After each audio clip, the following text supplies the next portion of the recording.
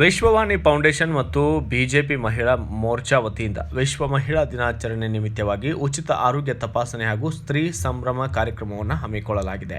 ಸಿಂಗನಾಯಕನಹಳ್ಳಿಯ ಪುನೀತ್ ರಾಜ್ಕುಮಾರ್ ಸಭಾಂಗಣದಲ್ಲಿ ನಡೆದ ಮಹಿಳಾ ದಿನಾಚರಣೆಯಲ್ಲಿ ಕ್ಷೇತ್ರದ ಶಾಸಕ ಎಸ್.ಆರ್. ವಿಶ್ವನಾಥ್ ಮತ್ತು ವಾಣಿಶ್ರೀ ವಿಶ್ವನಾಥ್ ಇವರುಗಳು ಜ್ಯೋತಿ ಬೆಳಗಿಸಿ ಉದ್ಘಾಟಿಸಿದ್ದಾರೆ. ಮಹಿಳಾ ಸಾಧಕರಿಗೆ, ಮಹಿಳಾ ಪೌರ ಕಾರ್ಮಿಕರಿಗೆ ಸನ್ಮಾನಿಸಿ ಗೌರವಿಸಲಾಗಿದ್ದು, ನಂತರ ಸ್ವಸಹಾಯ ಸಂಘಗಳಿಗೆ ಶಾಸಕರ ಧರ್ಮಪತ್ನಿ ವಾಣಿಶ್ರೀ ವಿಶ್ವನಾಥ್ ಚೆಕ್ ವಿತರಿಸಿದ್ದಾರೆ. ಮಹಿಳೆಯರಿಂದ ಮನರಂಜನೆ, ಸಂಗೀತ, ಚಲನಚಿತ್ರ ಗೀತೆ, ನೃತ್ಯ ಗಾಯನ ಜರುಗಿದ್ದು, ಉಚಿತ ಆರೋಗ್ಯ ತಪಾಸಣಾ ಶಿಬಿರದಲ್ಲಿ ಉಚಿತ ಔಷಧಿ ವಿತರಣೆ, ಬ್ರೆಸ್ಟ್ ಕ್ಯಾನ್ಸರ್ ಮತ್ತು ಸ್ಕ್ರೀನಿಂಗ್ ಸೇರಿದಂತೆ ಮಣಿಪಾಲ ಆಸ್ಪತ್ರೆಯ ಸಹಯೋಗದೊಂದಿಗೆ ಉಚಿತವಾಗಿ ಕ್ಯಾಟ್ರಾಕ್ಟ್ ಕಣ್ಣಿನ ತಪಾಸಣೆ ಕೂಡ ಮಾಡಲಾಗಿದೆ.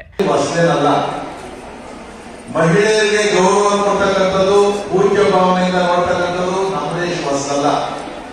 ಬೇರೆ ದೇಶದಲ್ಲಿ ಮಹಿಳೆಯರಿಗೆ ಅಷ್ಟೊಂದು ಪ್ರಾಮುಖ್ಯತೆಯನ್ನು ಕೊಡದೇ ಇರತಕ್ಕಂಥ ಸಂದರ್ಭದಲ್ಲಿ ಅವರು ಧ್ವನಿ ಎತ್ತಿ ಇವತ್ತು ಮಹಿಳೆಯರಿಗೋಸ್ಕರ ಡಿನೈಟ್ ಮಾಡಿದ್ದಾರೆ. ಕೇಳಿ ನಮ್ಮ ದೇಶದ ಹೆಸರೇ ಭಾರತ ಮಾತಾ. ಭಾರತ ಮಾತಾಕ್ಕೆ ಅಂದ್ರೆ ಜೈ ಅಂತೀವಿ ನಾವು. ದೇಶಕ್ಕೆ ಸ್ವಾತಂತ್ರ್ಯ ಬರಬೇಕು ಅಂತಂದ್ರೆ ಲಕ್ಷಾಂತರ ಜನ ಹೋರಾಟಗಾರರು ಹೇಳಿದೆ ಭಾರತ ಮಾತಾಕಿ ಒಂದೇ ಮಾತ್ರ ತಾಯಿ ನಮಸ್ಕಾರ ಮಾಡ್ತೀವಿ, ನಿನ್ನ ದಾಸ್ಯದಿಂದ ನಾವು ಮುಕ್ತಿ.